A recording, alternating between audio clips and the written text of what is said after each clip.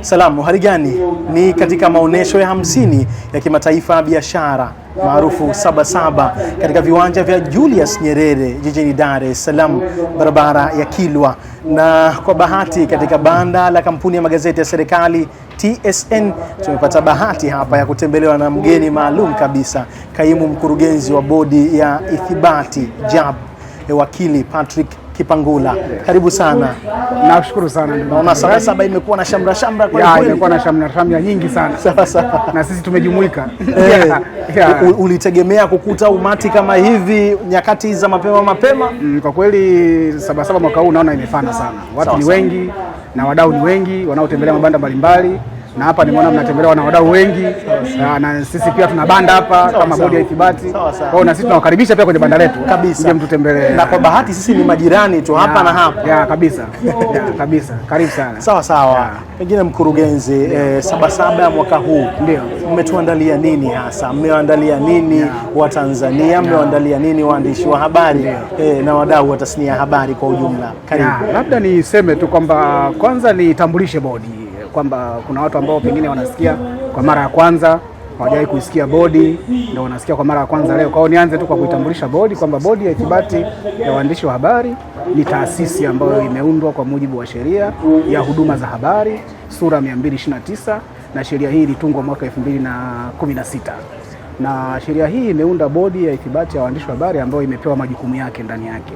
Na majukumu hayo mojawapo kwanza ni kutoa ithibati kwa waandishi wa habari, lakini pili kusimamia maadili ya waandishi wa habari, lakini kutoa mafunzo pia kwa waandishi wa habari kuhusu maendeleo ya taaluma yao. Kwa hiyo hao ni majukumu makubwa ambayo bodi imepewa chini ya sheria hiyo ambayo nimeitaja. Na mwaka huu tupo hapa Sabasaba, tumejumuika pamoja na wadau wengine wote wanaokuja kwenye vibanda hivi, na tuko chini ya banda la Wizara ya Habari, Utamaduni na Michezo. Mtu akifika kwenye banda hilo, kwenye viwanja vya wizara, atatukuta tuko ndani ya viwanja hivyo. Tuna banda hapo na tumewaletea mambo mazuri kabisa waandishi wa habari. Kwanza tunatoa huduma zote hapa za kihabari na huduma zote za kiithibati tunazitoa hapa kwenye viwanja vya Sabasaba. Kwa hiyo waandishi wa habari wote ambao wanahitaji huduma za kutoa ithibati wafike hapa kwenye viwanja vya Sabasaba, wafike kwenye viwanja vya wizara, wafike kwenye banda letu la bodi ya ithibati. Kuna banda kubwa kabisa, kuna mlango kubwa kabisa la bodi ya ithibati. Na hapo watapata huduma zote ambazo zinaweza kutolewa, na kuna maafisa wetu pale wapo wamechangamka vizuri, wanatabasamu la kutosha. Kwa hiyo wapo waje waandishi wa habari wahudumiwa hapa na wadau wengine, na pia tunajibu maswali mbalimbali yanayohusu sheria ya huduma za habari. Kwa hiyo tunatoa huduma nyingi za kuwasaidia waandishi wa habari na wadau wa habari, kwanza kuijua bodi, kujua majukumu yake, lakini pia kupata huduma ambazo tunatoa sisi kama bodi.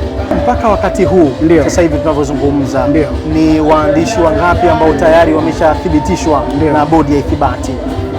Niseme tu kwamba pia tuna mwaka mmoja na miezi michache tangu tumeanza, na mpaka sasa tumeshatoa ithibati kwa waandishi wa habari zaidi ya 3600. 3600. Lakini waliojisajili ni 4500. Kwa hiyo tuna waandishi wa habari ambao wajisajili 4500, lakini tumeshatoa ithibati kwa waandishi wa habari 3600. Yes, kwa hiyo unaona kama ni idadi kubwa ya waandishi wa habari, na waandishi wa habari wengi wameitikia wito wa kujisajili. Kwa hiyo tuna idadi kubwa ya waandishi wa habari ambao wamepewa ithibati na wanaendelea kufanya kazi kwa kuzingatia matakwa ya sheria. Hii idadi iliyobaki nini hasa kimetokea?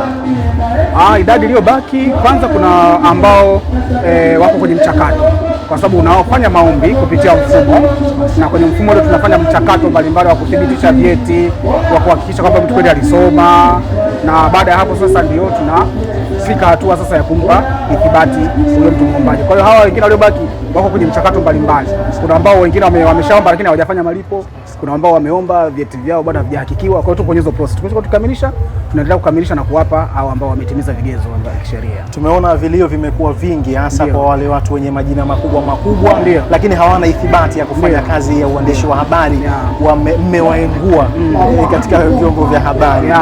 Na vipi mpaka maeneo huko ya vijijini, hali ni hii au wengine bado wanatumia mianya? Baadhi ya maeneo umefika kote mpaka maeneo ya ndani huko vijijini.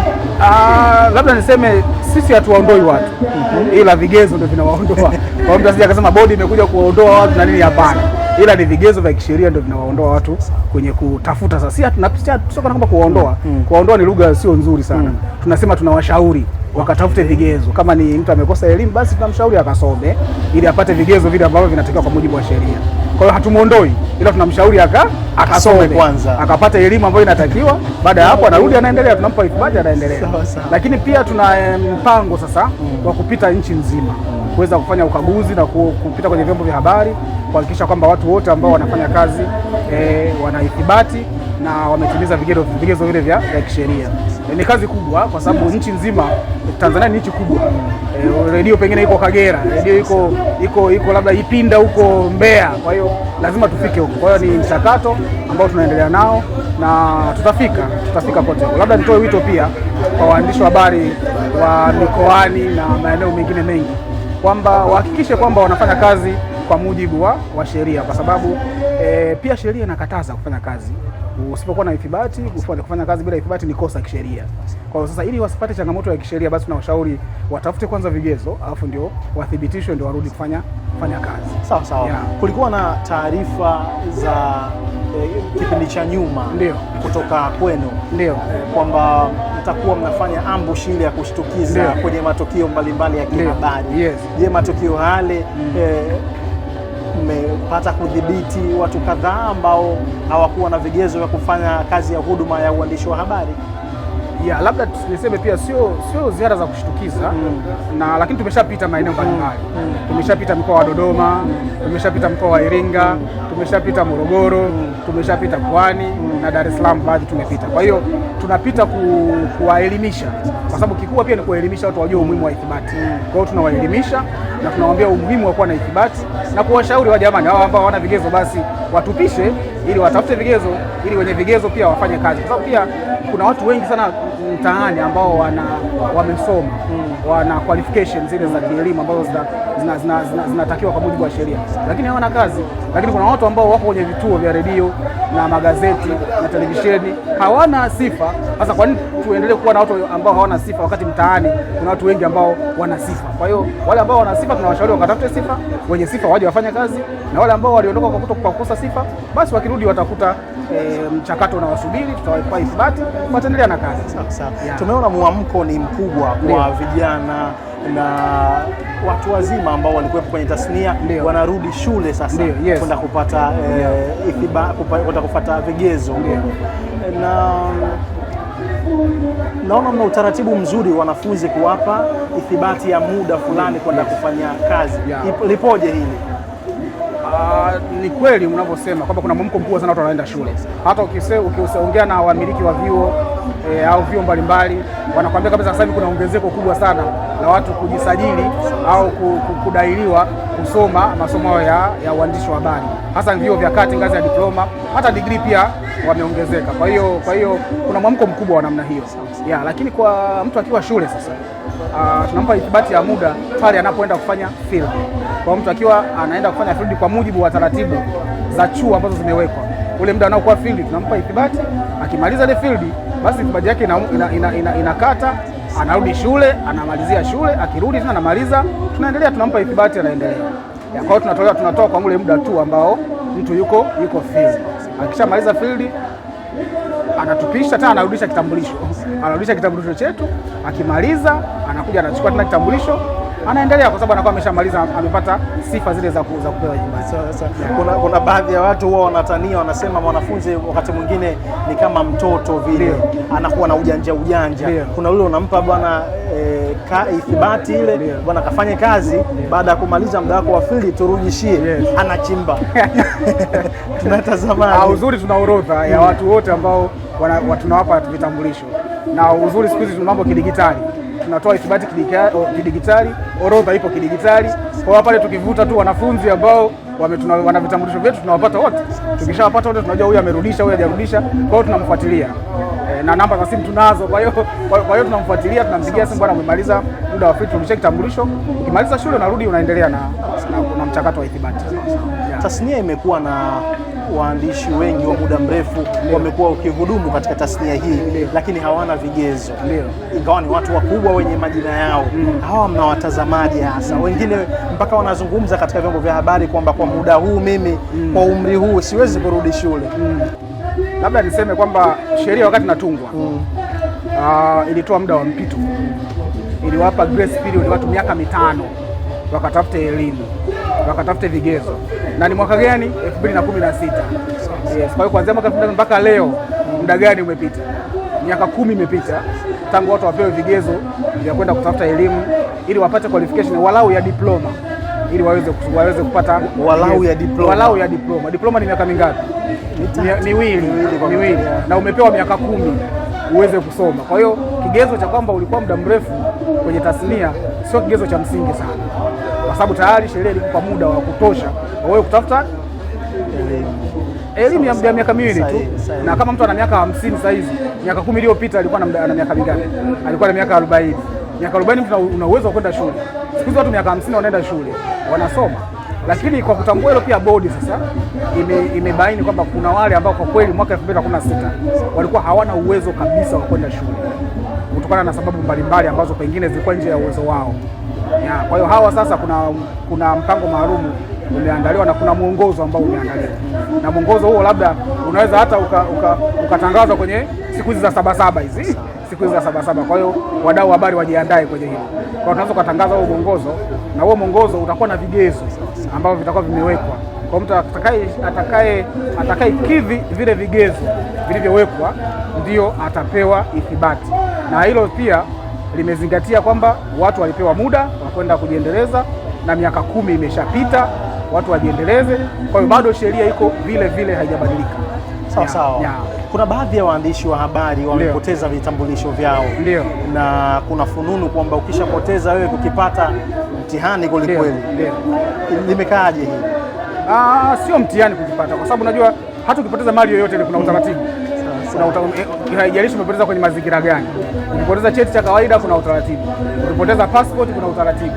Ukipoteza chochote kile kuna utaratibu. Kwa hiyo kinachotakiwa kufanya pale ni mtu ana kwanza atafute nyaraka ya kisheria, atafute lost report kutoka polisi, aonyeshe kwamba kweli alipoteza hicho kitambulisho, alafu anaingia anaomba tena kwenye mfumo, kwa sababu kila kitambulisho kina namba yake. Kwa hiyo ili sasa kuepukana na usumbufu mwingine mwingi, ataomba tena, akishaomba anapewa tu kawaida, kwa sababu pia vigezo anakuwa navyo, kwa sababu alikuwa nacho. Kwa hiyo haiwezi hata kuchukua muda mrefu, anakuwa ameshapewa kitambulisho chake. Ila tunataka tuboreshe mfumo sasa. Tutaboresha mfumo ili sasa mtu pengine asiombe mara mbili. Akipoteza anakuja anapewa kile kitambulisho, lakini asijaze tena asijaze taarifa zile mara mbili, kwa sababu tayari taarifa kwenye mfumo zinakuwa zipo. Kwa hiyo atakutakiwa tu kuupload sasa lost report na maelezo kwamba kitambulisho kimefanya nini, kimepotea, ili sasa tuweze kumprintia kingine.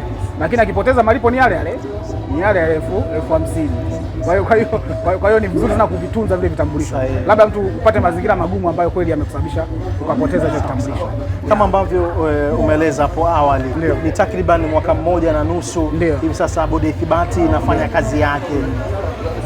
Unauona utofauti gani kabla na sasa baada ya bodi ya ithibati? Utendaji kazi ndani ya tasnia ndani ya vyombo vya habari na waandishi wa habari, kuna utofauti gani? Utofauti upo mkubwa, kwa sababu kwanza kabisa tukumbuke kulikuwa hakuna taasisi ambayo inasimamia taaluma ya habari kama zilivyo taaluma nyingine. Ukienda taaluma nyingine, wana taasisi zao zinawasimamia vizuri sana. Ukienda kwa wanasheria, wana taaluma yao. Ukienda kwa madaktari, wana taasisi yao. Ukienda kwa mainjinia, wana taasisi yao ambayo inawasimamia. Kwa hiyo sekta ya habari au taaluma ilikuwa haina msimamizi. Lakini sasa baada ya kuja msimamizi ambaye ni bodi ya ithibati, kumekuwa na mabadiliko makubwa sana, kwa sababu pia bodi imekuja kuthaminisha taaluma ya waandishi wa habari, kwamba sasa taaluma ya habari ina thamani kuliko vile ambavyo ilikuwa awali. Wewe ukiwa na kitambulisho kile una thamani kuliko mtu ambaye hana kile kitambulisho, au kuliko wakati ambao hakukuwa na kitambulisho. Lakini pia kikubwa, sheria sasa imeweka sekta ya habari au uandishi wa habari kuwa taaluma inayotambulika za kisheria kama taaluma nyingine zilivyo. Lakini pia kitu kingine, kulikuwa kuna makosa mengi sana ya kitaaluma ambayo yalikuwa yanafanyika hapo nyuma, ambayo sasa hivi hayafanyiki tena, yamepungua kwa kiwango kikubwa. Kuna utafiti kidogo ambao umefanya na watu wa mamlaka ya mawasiliano kupima kuona wakati wa bodi ilikuwaje, wakati wa bodi haipo ilikuwaje, na sasa ikoje. Wamebaini kwamba nusu ya makosa yalikuwa yanafanywa wakati bodi haipo, sasa hivi hayapo tena. Kwa hiyo makosa yamepungua zaidi ya nusu. Kwa hiyo kuna faida kubwa. Lakini pia thamani ya waandishi wenyewe imeongezeka. Ndio maana hata vyombo vya habari, wamiliki wa vyombo vya habari ukienda kwa ajili wanasema bwana una jabu au una kitambulisho cha ithibati. Kwa hiyo inaendelea kuthaminisha taaluma ya habari, lakini vile vile tukiendelea namna hii, maana hata maslahi sasa ya waandishi habari yatafanya nini? Yataboreka, kwa sababu ukiwa na thamani na maslahi yako yanakuwa makubwa zaidi kuliko mtu ambaye hana thamani. Kuna msemo wanasema kwenye wengi kuna mengi. Ndio. Kuna baadhi ya watu wanasema kwamba bodi ya ithibati ilikuwepo tu kwa sababu tulikuwa tunakaribia uchaguzi. Yes. Baada ya pale tena watakufa kifo cha kawaida. Uchaguzi umeshapita mzee. Tumesimama.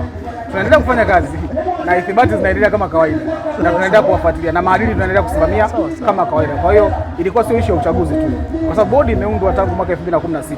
Uchaguzi umefanyika 2025. Kwa nini mtu aseme bodi imekuja wakati wa uchaguzi? Kwa hiyo bodi ilikuwepo. Kwa hiyo ilikuwa ni muda tu kwamba ilikuwa haijaanza kufanya kazi. Kwa hiyo imeanza kufanya kazi na matokeo yake tumeyaona ni mazuri, na tutaendelea kufanya kazi kwa sababu ilikuwa sio issue ya uchaguzi. Ilikuwa ni taasisi ambayo ni endelevu, ambayo itaendelea kufanya kazi, kusimamia taaluma, kusimamia maadili na kutoa mafunzo. Na mwezi huu tunaanza mafunzo ya kwa waandishi wa habari. Tunaanza na AFCON kwa sababu tuna mashindano ya AFCON yanakuja mwaka ujao, tunajua. Kwa hiyo tutaanza kuwafundisha waandishi wa habari namna ya kuipokea AFCON, namna ya kuitangaza nchi wakati wa AFCON, namna ya kutangaza fursa zilizopo kwa watu mbalimbali kutoka nchi mbalimbali kuhusiana na nchi yetu. Lakini hayo yote yatafanyika wakati wa AFCON. Kwa hiyo tunaendelea na tutaendelea kuwepo. Walengwa ni waandishi wa aina gani hasa wa mafunzo? Tutaanza na waandishi wa habari za michezo, lakini tutakuja na waandishi wengine wote, kwa sababu tunajua waandishi wana mchango mkubwa kufikisha taarifa, kufikisha mambo mazuri kwa jamii. Kwa hiyo tukiwaelimisha waandishi wa habari, tukiwapa mafunzo waandishi wa habari, tutakuwa na nafasi kubwa sana ya kufikisha ujumbe kwa wananchi ambao wanategemea sasa mwandishi wa habari atoe taarifa sahihi na taarifa nzuri kwa wakati. Kwa hiyo hayo ndio mambo ambayo tumejipanga nayo. Kwa hiyo karibu, hata wewe ukianza mafunzo, karibu na wewe uje upate hayo mafunzo. Asante sana. Sita. Na mimi ni mtu wa sports vile vile. Okay, safi sana. Kombe la dunia linaendelea. Yes. Ni mtu wa mpira wa miguu? Sio sana. Sio sana. Lakini wanaangalia. Unatazama? Yes, timu gani inakuvutia hivi? Ya kombe la dunia. Bahati mbaya wale walikuwa wananivutia sana wametolewa. Nilikuwa navutiwa sana na Senegal. Sasa Senegal